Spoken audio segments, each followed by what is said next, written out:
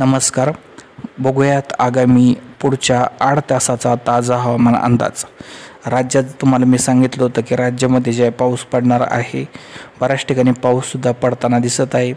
कडक उन्हाळा आहे, मात्र तरीसुद्धा जे पावसाची अभूतपूर्व स्थिती तयार झालेली आहे.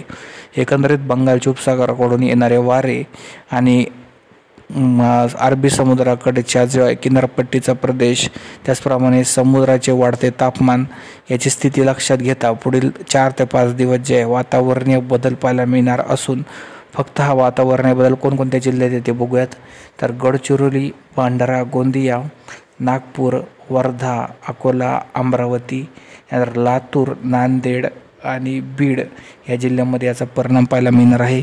काही जिल्ह्यांमध्ये जोरदार पाऊस, तर काही जिल्ह्यात अचानक विजांच्या कडकडाटासह पाऊस पडण्याची शक्यता काही जिल्ह्यांमध्ये आहे. व्हिडिओ जर इन्फॉर्मेटिव्ह वाटला असेल तर शेअर करा. धन्यवाद.